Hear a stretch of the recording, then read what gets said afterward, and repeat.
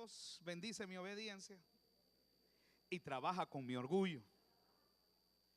Pero cuando digo orgullo, dígalo fuerte, es que con mi orgullo, con mi orgullo. Dios tiene que trabajar con nuestro orgullo, ¿verdad que sí? Y Dios tiene sus formas de trabajar con nuestro orgullo. ¿Cuántos se han dado cuenta cuando Dios trabaja con tu orgullo? ¿Usted se ha dado cuenta? ¿Lo ha percibido? ¿Ha sido fácil? No, ¿verdad? Pero en la obediencia hay bendición. Dios bendice mi obediencia y trabaja con mi orgullo. Y Dios tiene sus formas. Y las formas de Dios son sus formas. Y esta historia que estábamos viendo el viernes, que no pudimos terminar, y quiero que podamos ir a Segunda de Reyes capítulo 5. Yo veo que hay la bendición cuando obedecemos a la palabra con humildad. Y esta historia para mí empieza muy significativamente porque nos muestra dos héroes. Versículo 1 nos muestra un héroe natural, pero en el versículo 2 vamos a ver una heroína espiritual. En el versículo 1 vamos a ver un héroe público, pero en el segundo vamos a ver una heroína anónima. Y es interesante cómo empieza este versículo, este capítulo 5 de Segunda de Reyes. Léalo conmigo, versículo 1. Y Naamán, general del ejército del rey de Siria, era un varón ¿cómo? Grande. Era grande delante de su señor, delante del rey. Y lo tenía el rey en alta estima, porque por medio de él había dado Jehová salvación a Siria. Este era un hombre valeroso en extremo, pero, diga conmigo, pero leproso. Naamán es alguien amado y favorecido por el rey. Nótese que había dado Dios salvación a Siria. Es un héroe nacional. Es un general con muchos reconocimientos, y se puede decir condecorado. Había hecho grandes cosas por su nación y su patria, pero leproso. Y qué terrible cuando podamos tener un currículum extraordinario, pero hayan los pero. Qué terrible cuando puedan decir muchas cosas de ti, pero.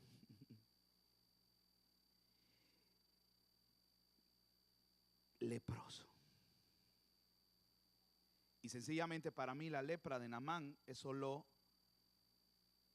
una imagen externa de lo que, de la verdadera lepra que tenía Naamán por dentro en su corazón, que se llama orgullo y altivez. Y algunas veces el orgullo y la altivez nos lleva a ser como vimos la semana pasada de estos dos hermanos, Jacob y Esaú. Esaú, que en algún momento vimos que era muy bueno en la casa, muy bueno en el campo,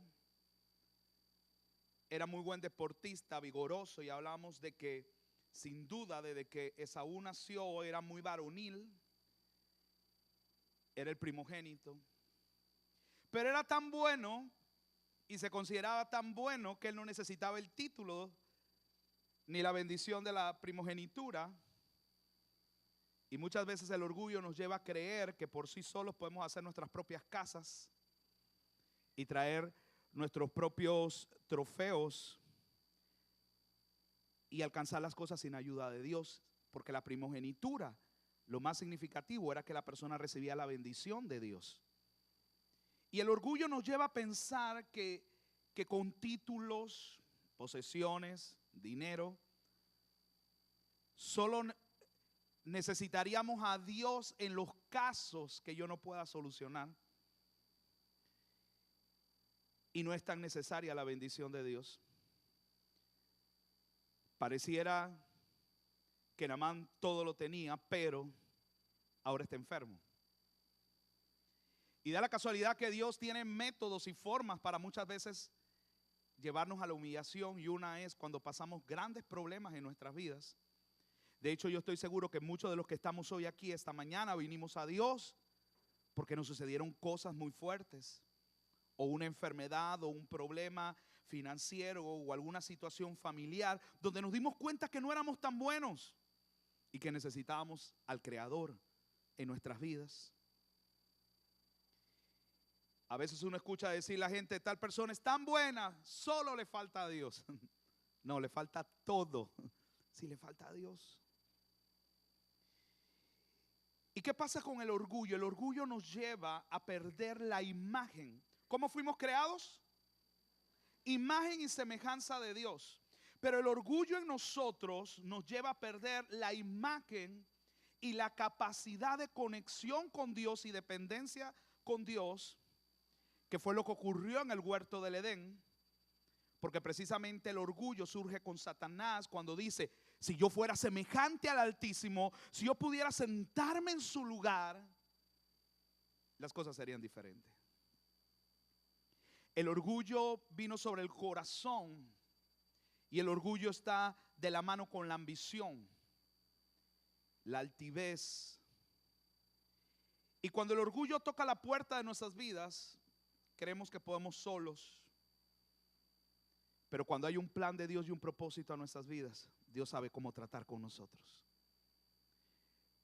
Porque el hombre que se cree poderoso y fuerte se da cuenta ante la circunstancia y a veces ante un diagnóstico médico, ante una carta o una llamada telefónica, se da cuenta que somos falibles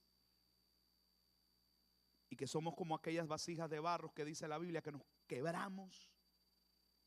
Y que da la casualidad que no éramos tan fuertes, sino que somos vulnerables, frágiles. Pero el orgullo quiere distorsionar, porque el orgullo nos lleva a desconectarnos mi dependencia de Dios. Porque cuando yo estoy conectado con el Señor, mi atracción es Dios, mi deseo es Dios, mi futuro es Dios, todo en mi vida es Dios. Porque es el centro de mi vida. Pero precisamente Satanás viene y toca la puerta del corazón del hombre en el huerto del Edén cuando le dice, si comes de aquel fruto, ¿qué le dijo? Serán semejantes a Dios y tendrán sabiduría, conocimiento de todo bien, de todo mal. Entonces el hombre fue coronado con orgullo y se muestra la respuesta de ese orgullo cuando el hombre peca. Porque trata de esconderse ahora de Dios cuando vivía conectado con la presencia del Señor. El orgullo nos lleva a perder la capacidad de asombro y de contemplación a Dios. Porque el orgullo viene a nuestras vidas y nos pasa exactamente lo que le ocurrió a Adán y Eva cuando pecan, que comenzaron entonces a verse a ellos y se dan cuenta que están desnudos. Antes no lo habían dado cuenta porque estaban tan concentrados y deleitados en Dios. Pero el orgullo nos lleva a vernos a nosotros. El orgullo lleva a ver cómo podemos solucionar los problemas nosotros, porque se hicieron vestiduras. Y es aquí donde entiendo al salmista cuando escribió el Salmo 8, versículo 3. Porque David no tuvo distracción. Una noche que había una esplendorosa luna llena y las estrellas. Y el salmista voltea a ver el cielo y dice, cuando veo los cielos, obra de tus dedos, y la luna y las estrellas que tú formaste. Y voltea a verse a él y dice, digo yo, ¿qué es el hombre para que tengas de él memoria? Y del Hijo del Hombre para que lo visites. ¿Qué soy yo? Dijo el salmista. Al ver esa noche de esplendor, se dio cuenta que si el Creador podía hacer tan cosas tan poderosas, qué insignificantes somos nosotros los hombres. Pero a veces nos llenamos de orgullo porque nos creemos esos hombres fuertes, como dice Segunda de Reyes 5, esos hombres vigorosos, galardonados, elogiados por este mundo. Pero Dios sabe cómo tocar la puerta del corazón, porque Dios tiene un plan con Naamán. Por eso el título de este mensaje es Dios bendice mi obediencia, pero Dios trabaja con mi orgullo. Y este héroe público Viene en el versículo 2 algo totalmente antagónico y opuesto, porque nos presenta una heroína. Y dice el versículo 2, y de Siria, y salta la escritura fuera totalmente de lo que nos comentó el versículo 1 y nos lanza y dice: de Siria salieron bandas armadas y llevaron cautiva de Israel a una muchacha, una joven, la cual servía a la mujer de Naamán, y esta le dijo a su señora: si rogare mi señor al profeta que está en Samaria, él le sanará de la lepra. Y podíamos ver el viernes cómo esta muchacha, porque es anónima, no sabemos el nombre, no quedó registrado el nombre, como muchos héroes en la Biblia, porque nos está mostrando el Señor que no era tan importante que nuestros nombres sean tan famosos y reconocidos como Naamán. Y nos preocupamos tanto por el aplauso de la gente, nos preocupamos tanto por el elogio de las personas, y porque nuestros nombres sean reconocidos en la tierra por nuestro orgullo y nuestra altivez, cuando lo más importante es que nuestros nombres estén escritos en el libro de la vida y que seamos conocidos en el cielo. No importa si en esta tierra nadie conoce tu nombre, pero que cuando tú clamas a los cielos, tu nombre sea conocido en los cielos. Porque todo lo que atas en la tierra será atado en el cielo, y lo desatado en la tierra también será desatado en los cielos. Lo único que se sabe de esta mujer, de esta muchacha, lo único que sabemos que es hebrea, que es joven, que está cautiva. Pero lo que sí nos deja clara la Biblia es que su fe está en Dios y que Dios usa sus profetas sobre Israel. Y aquí nos da una gran enseñanza, porque esta joven no está en su mejor condición. Porque a veces pensamos que para que Dios me use, debo yo estar en mi mejor. He escuchado a tanta gente decir: yo no, ahorita no estoy en la mejor condición para servir a Dios. Es que estoy en problemado, tengo esto, estoy enfermo. Tu mejor condición, porque el carácter se muestra en el servicio. Nuestra mejor condición no es si estoy bien físicamente, si estoy bien económicamente, si estoy bien emocionalmente. Lo más importante es que mi corazón esté conectado con el de Él. Y muchos de nosotros hemos tenido que a veces ministrar. Quizás has tenido que orar por sanidad cuando tú has estado enfermo y Dios sanó a la persona. ¿Le ha pasado? Has tenido que aconsejar personas cuando tú estás rogando por una cita de consejería. Estás urgente. Pero ¿por qué? Porque yo veo a una joven cautiva naturalmente, pero yo no veo una joven cautiva en su espíritu. Porque el verdadero preso no es el que está atrás de unas rejas. El verdadero preso es el que está atrapado en su corazón. Yo veo una joven que no tiene ni siquiera la autoridad para dar una recomendación. Es una sierva. Su voluntad está sometida a la voluntad de otra persona. Y a veces vacilamos en llevar el evangelio a personas, a veces a nuestros jefes, a nuestros líderes, porque nos da pena, o a personas que tengan un recurso. Pues la misma necesidad del pobre es la misma necesidad del rico. La misma necesidad de Dios del que tiene es la misma necesidad de Dios como el que no la tiene. Y yo veo una joven aún cautiva, sin temor ni pepitas en la lengua, para decirle a la esposa de Naamán: conozco a un Dios que usa a sus profetas. Y el Dios de Israel es tan poderoso que sana también lo imposible y sana la lepra. Ella no vaciló en comunicar el mensaje de Dios, aún ella no estando en la mejor condición dentro de su contexto. Lo que pasa es que a veces se nos olvida que nosotros solo somos el instrumento y Él es el ejecutor. Se nos olvida que nosotros no somos los que hacemos las cosas, sino que Dios es el que hace el trabajo completo. ¿Cuántos dicen amén? Lo único que Dios necesita es un corazón dispuesto. Lo único que Dios necesita es gente fiel también, para que al final le den la gloria a Él. Porque sabemos que somos solo el instrumento, pero Él es quien ejecuta el instrumento.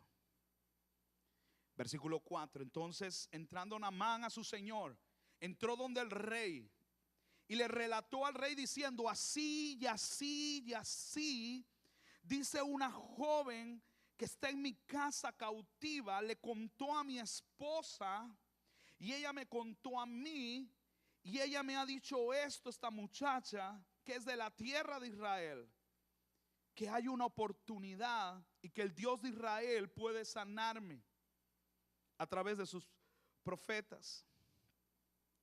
Versículo 5. Y le dijo el rey de Siria: anda, ve, yo enviaré cartas al rey de Israel. Y salió él llevando consigo 10 talentos de plata, 6,000 piezas de oro, mudas de ropa, de vestidos. Y dice que llevó estas cartas de Israel que decían: cuando lleguen a ti estas cartas, sabe que por ella te estoy enviando a mi siervo Naamán para que le sane de la lepra. Naamán va con cartas de recomendación, con cartas selladas del rey de Siria al rey de Israel. Lleva regalos, lleva plata, lleva oro, lleva vestidos. Así que tiene que ser impresionante la caravana que lleva Naamán. Recuerde, es un héroe nacional. Donde llega Naamán, la gente se inclina. Donde llega Naamán, recibe reconocimientos. Es un héroe de la nación. Es un general que goza el favor de su rey. Por lo cual Naamán sale con su caravana, su séquito pomposo, apoteósico. Y dice que llevó estas cartas y se va donde el rey de Israel, versículo 7. Y que las cartas, cuando el rey de Israel las lee, rasga sus vestidos. Rasgar el vestido significa señal de humillación, señal de aflicción. Y dice: soy yo Dios, que me mate y que mata y de vida, para que éste envíe a mí y sane a un hombre de lepra. Le dice a los que están a su lado: miren, consideren las intenciones del rey de Siria. Está mandándome a mí una trampa. Me está enviando a mí este hombre. ¿Cómo yo he de sanarle si yo no soy Dios? Miren cómo él busca en esta ocasión venir contra mí. Por lo cual el rey se rasga sus vestidos. Versículo 8. Y cuando Eliseo, el varón de Dios, oyó que el rey de Israel rasgó sus vestidos. ¿Sabe qué? No podemos pasar ese dato por alto. ¿Sabe por qué? Porque más fe tuvo la sierva que el rey de Israel. ¿Qué fue lo que dijo la sierva? Si van donde el profeta Samaria, él puede orar y lo puede sanar. El rey de Israel estaba ignorando que había profetas sobre Israel y tuvo miedo. El rey de Israel rasga sus vestidos en vez de decir: llamen al profeta, llamen a Eliseo. Recuerda que Eliseo es muy conocido también, porque Eliseo es el sucesor ¿de quién? De Elías. ¿Qué recibió Eliseo?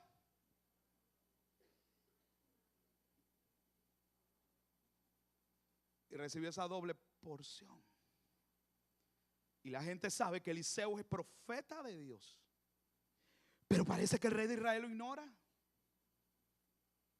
Como una joven en cautiverio, llevando como esclava, como sierva, lejos de casa, demostrando carácter y principios lejos. El rey de Israel ignora que no hay profeta. Pero Eliseo le dice: díganle al rey que por qué ha rasgado sus vestidos, que venga a mí, que lo traigan a mí y sabrán que hay profetas sobre Israel. Dice el versículo 9: y vino Naamán con sus caballos, con sus carros, vino con el oro, vino con la plata, vino con los vestidos, y se paró a la puerta de la casa de Eliseo. Pero va a ser interesante cómo Eliseo recibe a este hombre, porque él está coronado de orgullo Y nosotros no estamos ajenos a eso. El orgullo nos intoxica y nos enferma y se vuelve como una lepra en el corazón. Llega Naamán, porque todo el séquito que trae Naamán, ahí lo dice, sus carros, sus caballos. Llega Naamán a la casa de Eliseo con toda esta pomposidad, porque él es un hombre importante, y sí lo era. Era un hombre con favor del rey, era muy importante, un héroe nacional. La gente le rendía a él pleitesía. La gente a él le rendía honores. Y llega a la casa del profeta Eliseo con carros, con caballos, con regalos, con cartas de recomendación del rey de Siria. Pero es interesante cómo Eliseo lo recibe. Versículo 10. Entonces Eliseo le envió un mensajero. Yo me imagino a Eliseo cuando vio llegar esa caravana o esa cantidad de carros y caballos con vestidos, oros, plata. Y dijo: ¿qué se cree este? ¿Cree que mi Dios se compra con oro? ¿Cree que mi Dios se compra con plata? ¿Cree que mi Dios se compra con los mejores vestidos? ¿O que podemos venir a él con cartas de recomendación? Pues díganle, porque yo no voy a salir. Díganle que se meta 7. Que la misericordia de Dios, y Dios les va a demostrar que no es el hombre, porque Naamán vino al rey y ahora viene al profeta, pero corre al hombre, pero no está corriendo a Dios. Díganle que no soy yo tampoco, es Dios. Porque a veces queremos, si no, si el pastor no ora por mí, no seré sano. Díganle, porque ese señor que está allá afuera está coronado de orgullo. Y con mi Dios no es así. Yo no voy a salir. Anda, dile a ese general que se meta 7 veces en el Jordán y será sano de su lepra. Sencillo. Sale el mensajero y le dice: estimado general, dice el profeta que se meta 7 veces al río y usted será sano. Naamán no está acostumbrado a eso. Y si lo vemos desde el punto natural, el profeta fue bien descortés, porque ni siquiera está cumpliendo las normas básicas de modales, buena conducta y las reglas que determinaba la nobleza. Pero a él le valió un pepino. Así que le manda el mensajero. Lo que pasa es que hay veces con personas con posiciones de liderazgo, posiciones, en algún momento ellos siempre quieren tratar con unas personas a su mismo nivel. Si es una persona que tiene muchos recursos y llega a un banco, él no quiere hablar con bandos medios, él quiere hablar con el gerente. Quiere hablar con el jefe. No, con usted no quiero hablar con su jefe. Así era Naamán. Recuerden, él es algo muy importante. Por lo cual él no le interesaba que lo recibiera un mensajero. Él quería hablar con él. Él hablaba con reyes. Él quería hablar face to face, cara a cara con el profeta, y que el profeta lo sanara, porque él era Naamán. Pero Eliseo no sale. Así que Naamán está enojado. Y sin duda, cuando nos corona el orgullo, una de las reacciones naturales es enojarnos. Porque a mí nadie me trata a mí así. ¿Cómo se le ocurre? Pero Dios bendice mi obediencia y trabaja con mi orgullo. Y Dios sabe cómo pasarnos por situaciones humillantes. Porque cómo quedó Naamán cuando no fue recibido de la misma forma en que él llegó. Y aunque Eliseo no haya salido, debió haber sido muy indignante para él. Pero peor aún, la instrucción del profeta. Versículo 11. Y Naamán se fue, ¿cómo? Enojado. Estaba pero indignado, enojado, diciendo: he aquí yo decía. Y mire que ahí demuestra, porque por la boca muere el pez, ¿verdad? Yo decía, ¿saldrá él luego? O sea, quiere decir que le molestó en gran manera que no saliera, porque él decía, él va a salir a recibirme, él va a invocar el nombre de Jehová Dios, alzará sus manos, pondrá su mano, tocará el lugar y sanará la lepra. Sencillito. Es tan sencillo. Él se había hecho un esquema, él se había hecho un plan, porque así es cuando somos orgullosos, nos hacemos todo un recuadro de cómo Dios tiene que hacerlo para que yo me sienta bien. Naamán pensó que sería recibido con gran manera, que el profeta viniera, oh, estimado Naamán, ¿quiere que también le bese los pies? Pero se fregó. Y no ocurrió así. El general está tomando como si el profeta se está burlando de él. Así que dispone regresar a su país, muy enojado, porque nunca nadie lo había tratado de esta manera. Nadie lo había tratado de esta forma. Pero el orgullo es como una lepra. Mire lo que dice Proverbios 6:16. 6 cosas aborrece Jehová, y aún 7 abomina su alma. Y mire la primera que encabeza la lista: los ojos altivos, la lengua mentirosa, las manos de los que derraman sangre del inocente, el corazón que maquina pensamientos inicuos, los pies presurosos para correr al mal, el testigo falso que habla mentira y el que siembra discordia entre los hermanos. Son las 6 cosas que aborrece Jehová y 7 que abomina su alma. Pero es interesante que la primera es los ojos altivos, y los ojos altivos lo pone al mismo nivel que el asesino, el que derrama sangre por el inocente. Hay veces que nuestra mirada altiva de mirar a todo el mundo por debajo del hombro, porque no están a mi nivel. Quiero decirte que actitudes como esa es abominación delante de nuestro Dios, y Dios lo aborrece. ¿Sabe por qué? Porque Satanás se llenó de orgullo. Si yo fuera semejante al Altísimo, si me sentara en su trono, otro gallo cantaría. Pero a mí la Biblia me muestra que el orgullo y la soberbia dice que anticipan la deshonra, y que el orgullo y la soberbia abate el alma de las personas, que la soberbia nos lleva al quebrantamiento y la caída a la altivez de espíritu. Naamán está siendo confrontado por Dios. Lo que pasa es que el orgullo nos va distanciando, porque Dios al orgulloso, ¿qué sucede con el orgulloso? ¿Qué nos dice la Biblia del orgulloso? El Señor pero al humilde es todo lo opuesto. Por eso Dios necesita nuestras vidas en humillación y en completa adoración.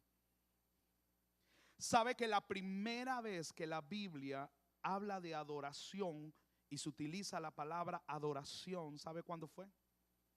Cuando Abraham le dice a sus siervos: quédense aquí, que el muchacho y yo iremos a adorar. El primer acto llamado adoración en la Biblia está relacionado con entregar lo mejor de nosotros a Dios. ¿Qué fue lo que le pidió Dios a Abraham? Su hijo, su único. Le dice: lo que salió de ti, lo mejor de ti, lo único de ti. Y da la casualidad que cuando nosotros estamos dispuestos a dar nuestra verdadera adoración, sacar lo mejor de mí para Él, eso significa que vamos a tener que humillarnos y someternos a obedecer, como lo está haciendo Abraham, entregando la ofrenda para el sacrificio. Y cuando Dios le pidió lo mejor, Él no titubeó. En cambio, la soberbia nos humilla, como humilló a Satanás, y dice que fue arrojado como un rayo desde los cielos. Dios permite que el escritor del libro de Reyes registre las cualidades, capacidades de Naamán, prácticamente su currículum, pero dice, pero estaba enfermo de lepra, era un pecador. Pero Dios no solo sanaría su lepra, sino que también sanaría su soberbia. Dios no solo sanaría su cuerpo, sino que tenía un plan específico con Naamán. Pero ¿se da cuenta cómo hacemos nuestros propios planes? ¿Se da cuenta cómo en algún momento queremos encasillar a Dios dentro de nuestros planes? Él dijo, el profeta va a salir, el profeta va a orar, el profeta va a poner su mano y listo, sanaré yo. Ignoramos las formas en que Dios trabaja con nuestro orgullo. Pero las formas de Dios son misteriosas. Las formas de Dios son incomprensibles.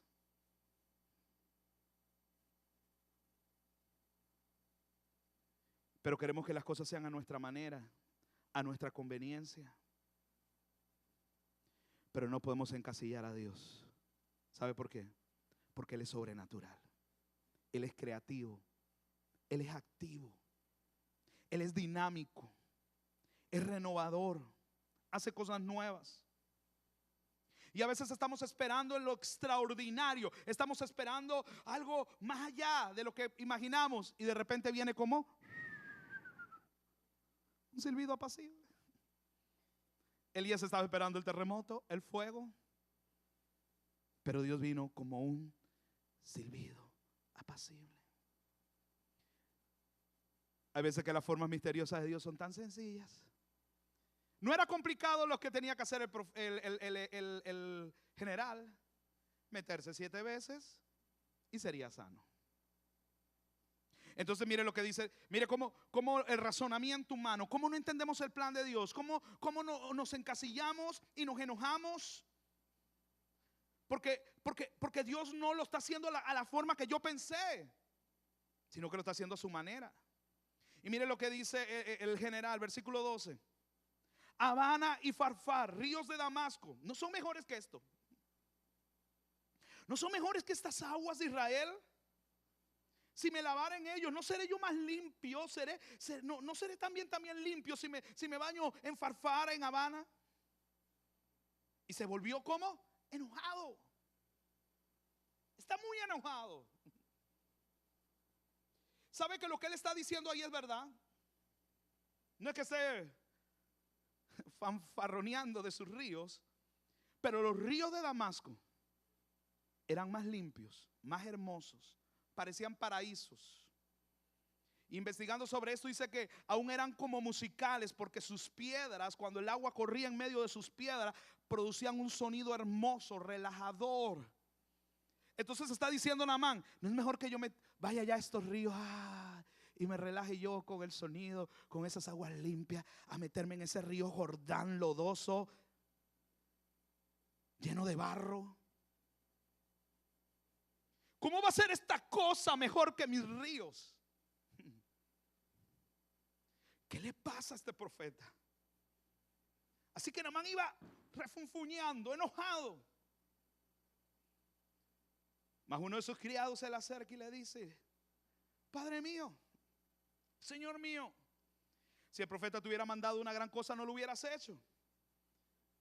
Cuanto más diciendo, lávate y serás limpio. Pero ¿sabe qué es lo que significa el Jordán?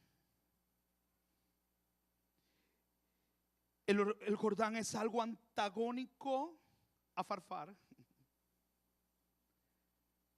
Habana son polos opuestos.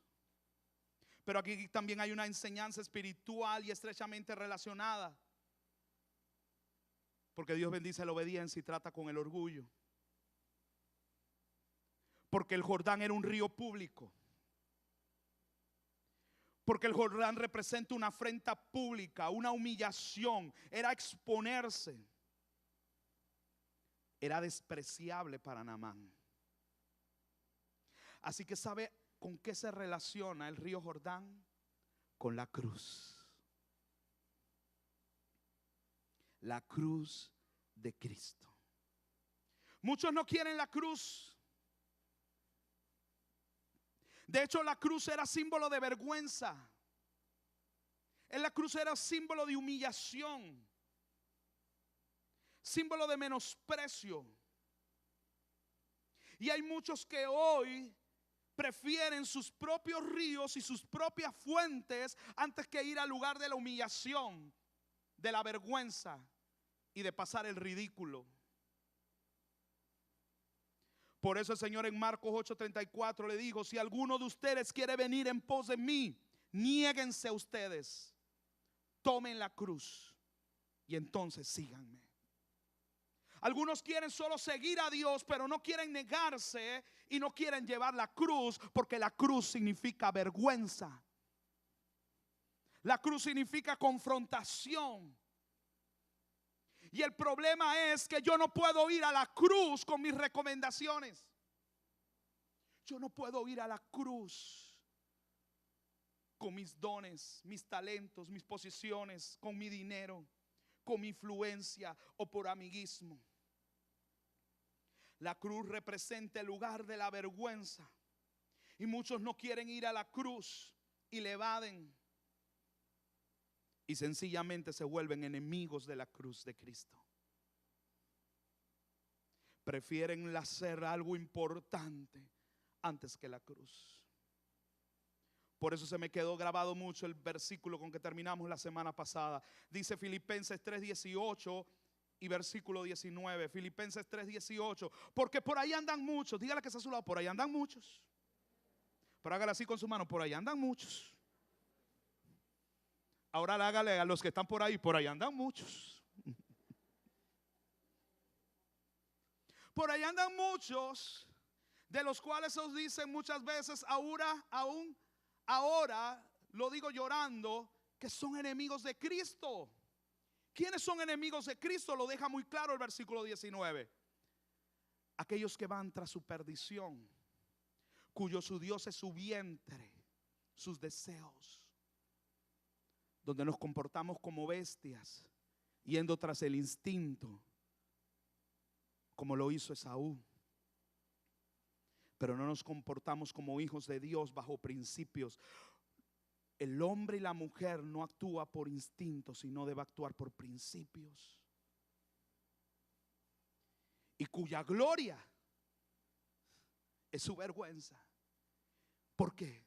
Porque solo piensan en lo terrenal. La gracia y la misericordia no se compran con vestidos. La gracia y la misericordia de Dios no se compra con oro ni con plata. La gracia de Dios no se compra con amiguismos o recomendaciones como Naamán pretende. La gracia de Dios se obtiene por misericordia. Es un regalo de Dios inmerecido que Dios nos ha dado en su perfecto amor a todos los que estamos aquí.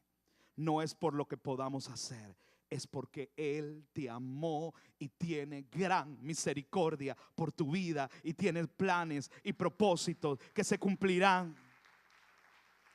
No tratemos de impresionar a Dios con nuestro oro, nuestra plata, nuestras cartas, con nuestros logros.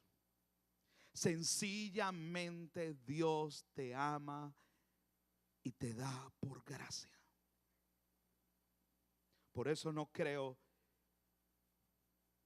que un pacto económico pueda torcerle el brazo a Dios.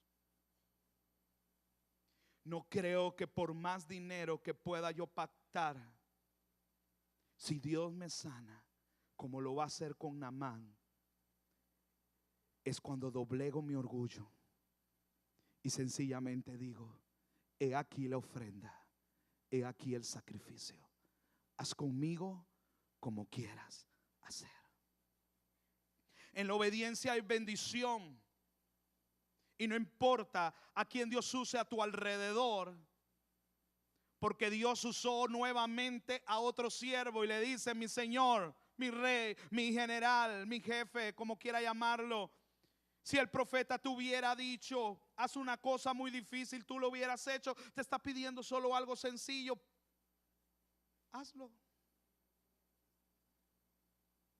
Lo que nos lleva a ser obedientes y actuar conforme al Espíritu, porque Dios va a usar personas a nuestro alrededor para que podamos entender el plan de Dios.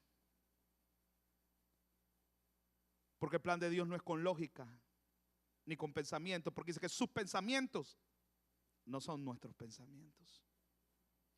A veces los pensamientos de Dios parecen incoherentes. ¿Te han parecido incoherentes alguna vez? ¿Te han parecido ridículos? Porque esto parece ridículo. Si hay mejores ríos en Damasco, ¿por qué tenía que ir al Jordán? Pero el que pretende seguir al Señor debe estar dispuesto a pasar el ridículo algunas veces. Entonces tengo una pregunta: ¿estás dispuesto a pasar el ridículo? Por eso dice la Biblia que el evangelio es locura para los que se pierden. Entonces entiendo el Salmo 32:8. Mire lo que nos dice el Salmo 32:8 en adelante. Dice: Señor, te haré entender. ¿Cuántos quieren que el Señor les haga entender? Aún en nuestra torpeza, en nuestra rebeldía, en nuestra altivez, en nuestro orgullo. ¿Cuántos desean que el Señor dice: te haré enseñar? ¿Cuántos quieren que el Señor les enseñe el camino por el que deben de andar? Porque dice: Señor, fijaré mis ojos sobre ti. Pero nos da una recomendación: no seas como el caballo o la mula. Dele un codazo que está a su lado, diga: no seas tan mula ni caballo. Lo que pasa es que el caballo es arisco y la mula es terca. Cualquier parecido, pura coincidencia con algún hermanito o hermanita esta mañana en este lugar. No le estoy diciendo yo caballo o mulo, se lo está diciendo la Escritura. ¿Se da cuenta por qué somos como bestias? Digo el salmista: oh, he sido una bestia, no entendía. Sin entendimiento. Dice: el caballo y la mula han de ser sujetados por el cabestro y con el freno. ¿Cuántos saben cuál es el cabestro? Es esa faja de cuero que tienen los caballos ahí en la cabeza, y donde va el freno, y el caballo. Cualquier parecido, pura coincidencia. Porque si no, no se acercan a ti. No van por el camino, sino que a veces Dios necesita usar el cabestro y el freno en nuestras vidas. Ahí vamos nosotros. Y el Señor: sí. ¿Para dónde vas? Y relinchamos. Y nos enojamos. Así está Naamán. Está como un caballo. Está como una bestia. Está enojado, relinchando. ¿Por qué no me recibió? Yo pensé que él iba a venir, que él iba a orar por mí. Y no ocurrió.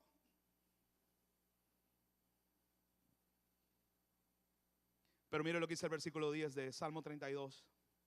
Muchos dolores habrá para el impío, mas el que espera en Jehová. ¿Cuántos levantan sus manos los que esperan en Jehová?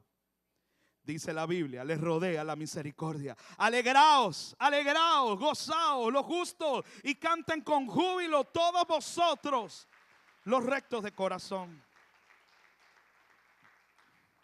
Debemos estar dispuestos a dejarnos enseñar, dejar aprender, estar dispuestos a aprender el camino porque debemos andar, y nos debemos dejar guiar, porque somos ignorantes muchas veces del propósito y del plan de Dios. Esto del cabestro y del freno señalan claramente la dificultad que el hombre enfrenta en su deseo de caminar con Dios. Porque deseamos nuestro propio camino, nuestra propia voluntad, y eso sencillamente se llama orgullo. Y hay veces que Dios va a utilizar el cabestro y el freno. ¿Cuántos ya lo han percibido algunas veces?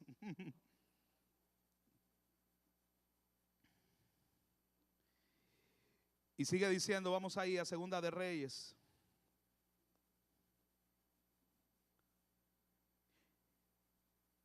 ¿No lo harías?, le dice el siervo.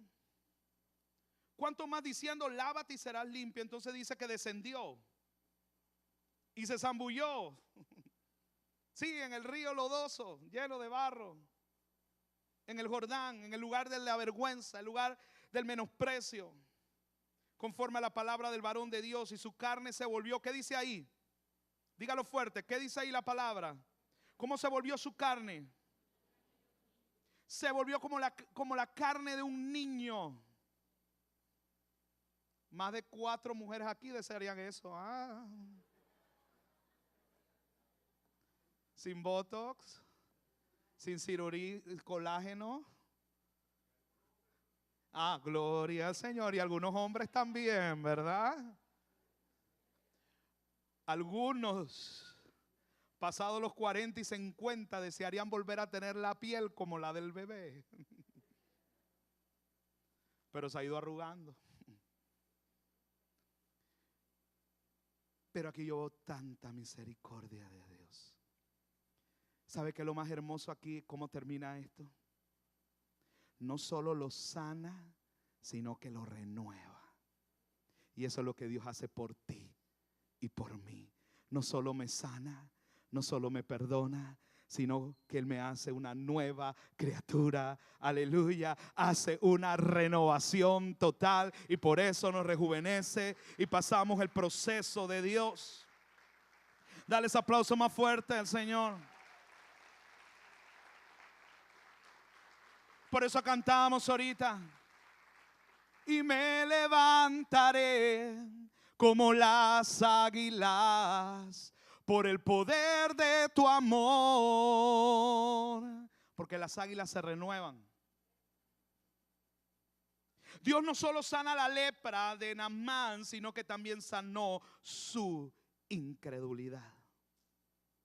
Dios no solo lo sanó, sino que su piel queda como la de un niño. Dios no solo lo sana, sino que lo renueva. Y es lo que Dios ha hecho por nosotros. Y meterse al río y zambullirse es lo que varios hermanos van a hacer hoy con el bautismo. Porque el bautismo representa la muerte y la sepultura, para que cuando la persona emerge del agua, significa el nacimiento de una nueva criatura. Por eso dice la Biblia, las cosas viejas pasaron, he aquí todas son hechas nuevas. Somos nueva criatura, aleluya, por el agua, por el Espíritu.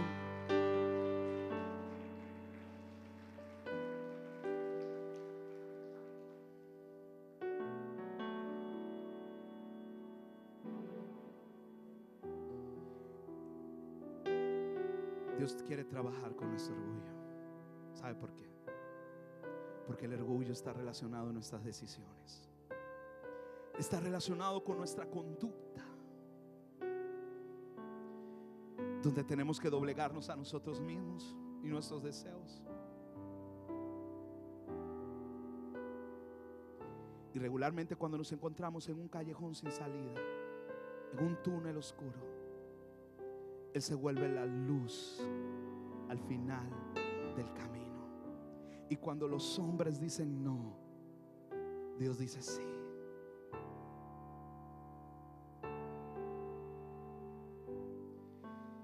¿Cuánto necesitamos ser obedientes?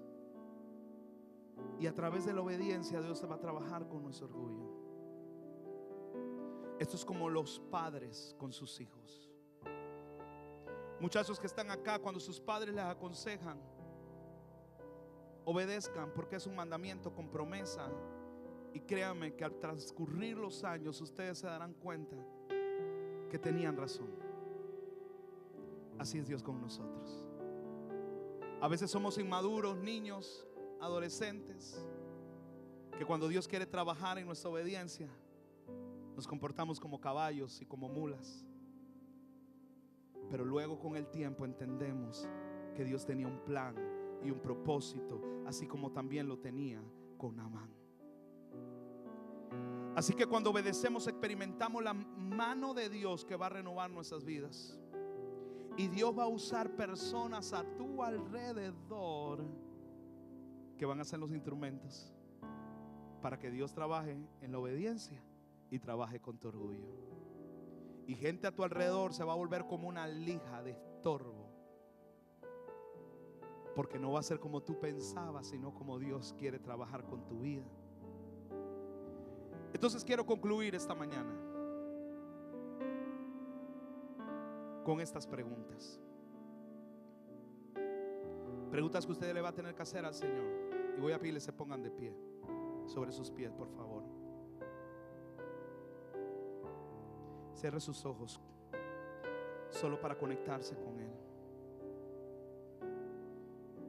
¿Estás dispuesto a dejar el orgullo atrás? Coméntaselo a Dios. Pregúntale esta mañana: Señor, ¿qué cosas deseas que te obedezca?